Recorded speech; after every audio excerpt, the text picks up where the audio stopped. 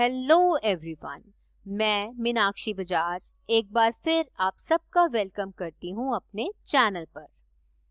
आज मैं आपके साथ डिस्कस करने वाली हूँ एक बहुत ही इम्पोर्टेंट टॉपिक जो कि है principles of management given by Henry fuel. क्योंकि ये इतना इम्पोर्टेंट टॉपिक है तो मैंने इसको समझाने के लिए केस स्टडीज इस लेक्चर के अंदर इंक्लूड की हैं।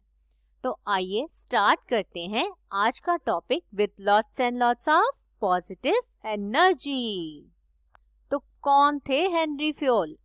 हेनरी फ्यूल एक फ्रेंच इंजीनियर थे जिन्होंने 1916 में एक बुक लिखी इंडस्ट्रियल इंजीनियरिंग। उस बुक के अंदर उन्होंने दिए 14 गोल्डन रूल्स कि मैनेजमेंट कैसे करनी चाहिए। वही गोल्डन रूल्स को हम आज तक पढ़ते आ रहे हैं और उनका नाम है प्रिंसिपल्स ऑफ मैनेजमेंट। तो स्टार्ट करते हैं हम पहले इस बात से कि हेनरी फ्यूल ने क्या बोला कि मैनेजमेंट होती क्या है। तो लर्नर्स, टॉपिक स्टार्ट करने से पहले कुछ एक जरूरी बातें। सबसे पहले तो आप मेरे चैनल को सब्सक्राइब कर लीजिए।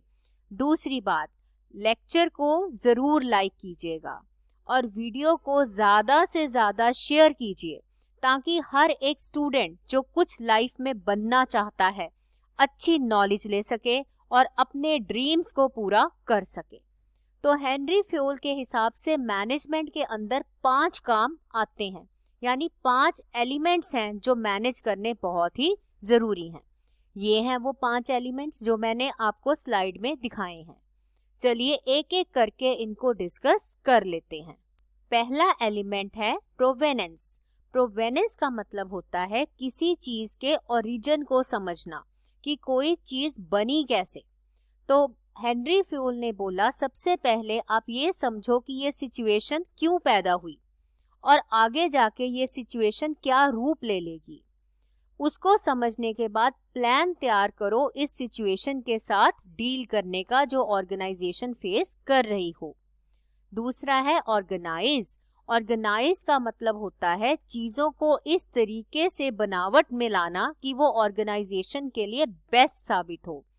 आपको 2 चीजों को मैनेज करना पड़ेगा, मटेरियल यानी के जो कि फिजिकल चीजें हैं या पैसे हैं, और ह्यूमन। ह्यूमन का मतलब लोग। इन दोनों को मैनेज करना जरूरी है। तीसरा है कमांड। कमांड का मतलब एक ऐसे मैनेजर का होना जो लोगों को अच्छे से इंस्ट्रक्शंस दे सके। जो ऑर्गेनाइजेशन चाहती है उनसे वो काम एक सही ढंग से करवा सके। चौथा है कोऑर्डिनेट। कोऑर्डिनेट का मतलब होता है तालमेल बिठाना। यूनिफाइंग मतलब एक दिशा में चलना। हार्मोनाइज का मतलब होता है एक दूसरे के तरफ इज्जत की भावना का होना। कोऑर्डिनेशन का टॉपिक मैंने एक वीडियो लेक्चर में अपने चैनल पर डाला हुआ है, तो आप वहां से इसको डिटेल में समझ सकते हैं। 5th एलिमेंट है कंट्रोल का। कंट्रोल का मतलब होता है कि परफॉर्मेंस को चेक करना टाइम टू टाइम।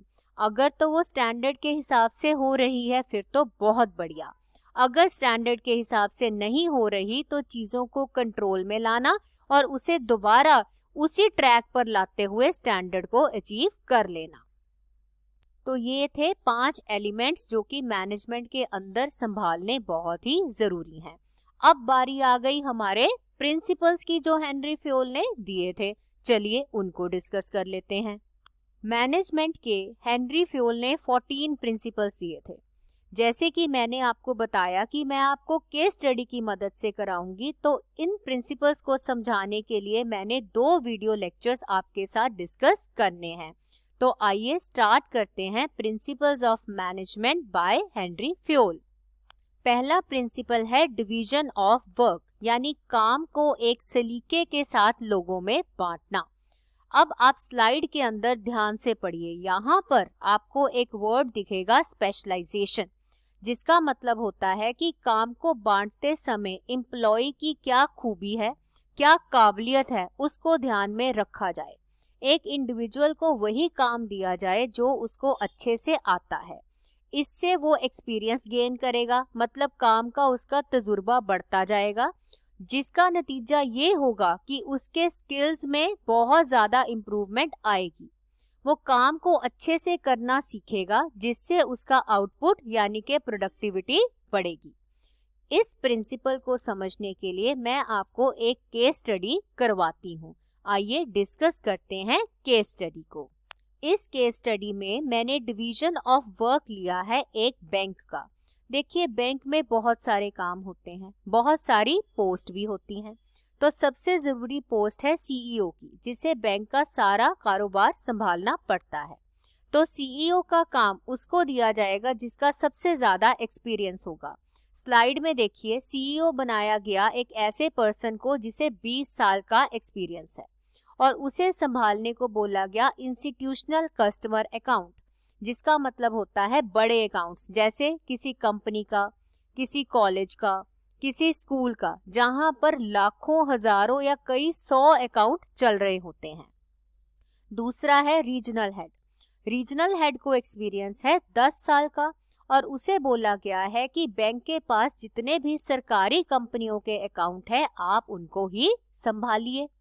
फिर सेल बढ़ाने के लिए 2 सेल्स मैनेजर हैं और उनको कैसे दिया जाएगा काम? जिस सेल्स मैनेजर की काबिलियत है कि उसने मार्केटिंग पढ़ी है, यानी MBA मार्केटिंग करी है और 7 साल का एक्सपीरियंस है, उसे बोला गया कि तुम कस्टमर के अकाउंट संभालो, जैसे कि आपका या मेरा अकाउंट, मीनाक्षी का अकाउंट या आपका अकाउंट। और एक सेल्स मैनेजर है जिसे बोला गया कि तुम NRI के अकाउंट संभालो, जो लोग फॉरेन में रहते हैं लेकिन हमारे देश में अकाउंट खोलना चाहते हैं। तो उसने कर रखी है MBA इंटरनेशनल बिजनेस की और 8 साल का एक्सपीरियंस है। तो इस तरीके से जिसने जो पढ़ाई करी, जिसको जो काबिलियत है, उसे उसी हिसाब से काम दिया जाएगा। तो ये है डिवीजन ऑफ वर्क का प्रिंसिपल। अब डियर लर्नर्स, अगर आपको इस केस स्टडी से ये प्रिंसिपल समझ आया है तो अभी वीडियो को लाइक कर दीजिए, चैनल को सब्सक्राइब कर लीजिए और वीडियो को ज्यादा से ज्यादा शेयर करना मत भूलना। तो चलिए डिस्कस करते हैं second principal by Henry Fayol. दूसरा प्रिंसिपल है अथॉरिटी। अथॉरिटी का मतलब होता है पावर, मतलब हक।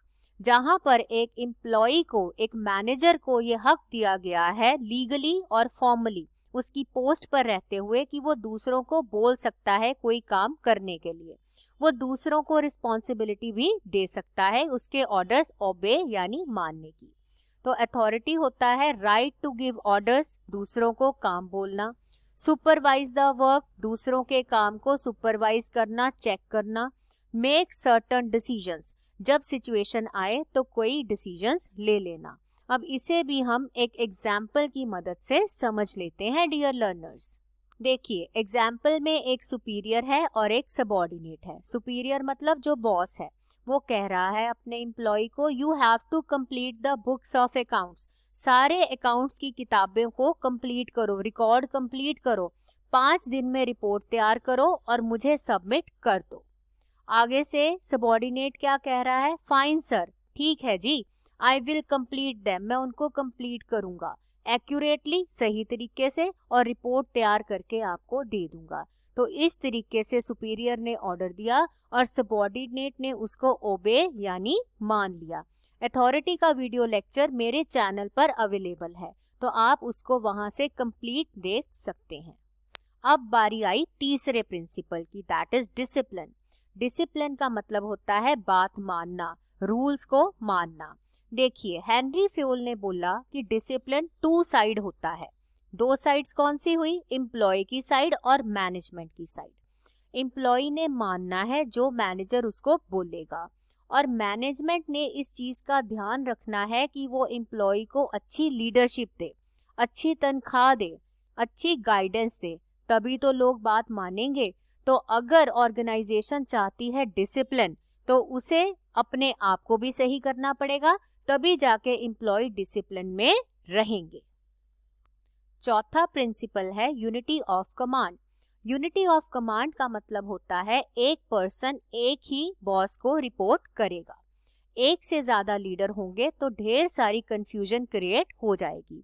हर एक पर्सन को पता होना चाहिए कि उसने किसको रिपोर्ट करना है, उसकी क्या रिस्पॉन्सिबिलिटी है और परफॉर्मेंस उससे क्या रिक्वायर्ड है, तभी जाके काम अच्छे से पूरा हो सकता है। पिक्चर को ध्यान से देखिए, इमेज में मैंने दिखाया है ऑर्डर एक ही पर्सन दे रहा है, बाकी लोग उसको फॉलो कर रहे हैं। फिफ्थ प्रिंसिपल है यूनिटी ऑफ डायरेक्शन। इसका मतलब होता है वन हेड वन प्लान। हर एक ऑर्गेनाइजेशन में जो लोग एक तरह की एक्टिविटीज परफॉर्म करते हैं उनको एक ही प्लान देना चाहिए अचीव करने का। इससे लोगों में तालमेल बढ़ेगा।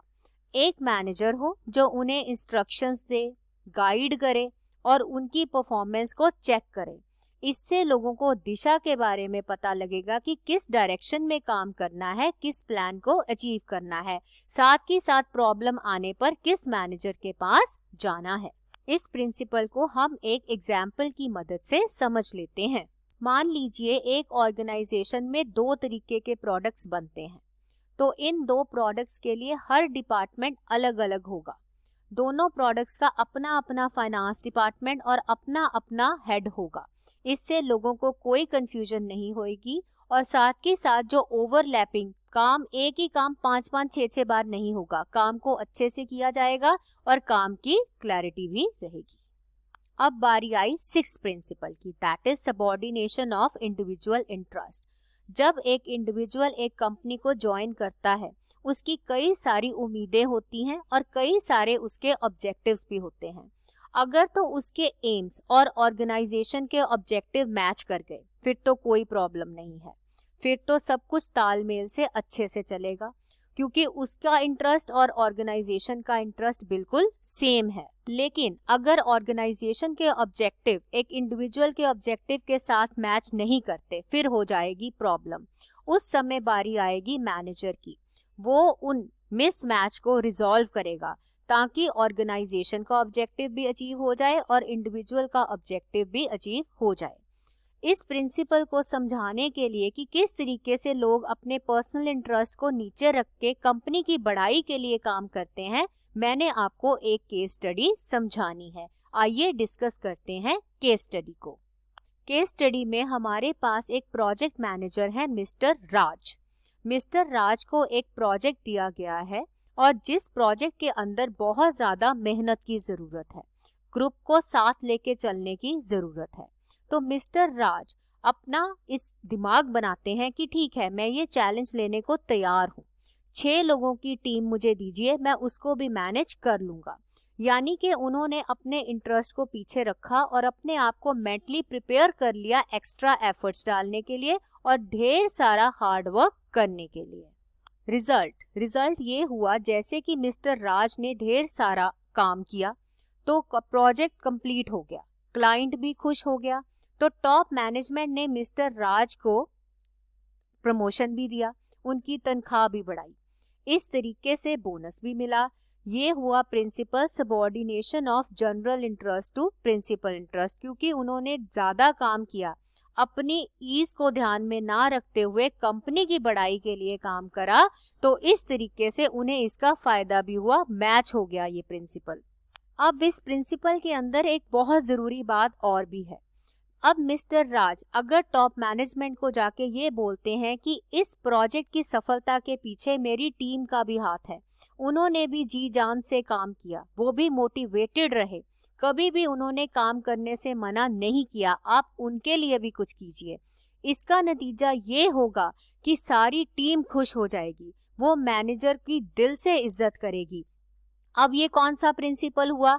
ये हुआ subordination of individual interest to group interest. Mister Raj ने सारा क्रेडिट खुद नहीं लिया, उन्होंने अपनी टीम को भी पूरा क्रेडिट दिया। तो इस तरीके से हमें क्या बात समझ आई? हमें समझ आया 6th प्रिंसिपल, जो कि ये कहता है कि दूसरों के इंटरेस्ट का भी ध्यान रखिए। तो सबऑर्डिनेशन ऑफ इंडिविजुअल इंटरेस्ट में 2 बातें हैं, जो आपने कंपनी के इंटरेस्ट का भी ध्यान रखना है और जितने लोग आपके साथ जुड़े हुए हैं उनका भी ध्यान रखना है। तो हेनरी फ्योल ने क्या बोला कि हर एक कंपनी को कोशिश करनी चाहिए कि वो ऐसे लोगों को अपने काम पे रखे जो कि अपना ही इंटरेस्ट ना सोचें, कंपनी के इंटरेस्ट के बारे में भी सोच। इसके साथ ही हमारे 6 प्रिंसिपल्स कंप्लीट हुए। बाकी के प्रिंसिपल्स मैं आपको नेक्स्ट वीडियो लेक्चर में विद केस स्टडी समझाऊंगी। तो मेरे चैनल को सब्सक्राइब कर लीजिए। आज की वीडियो को लाइक करना मत भूलना डियर लर्नर्स। तो मिलते हैं बहुत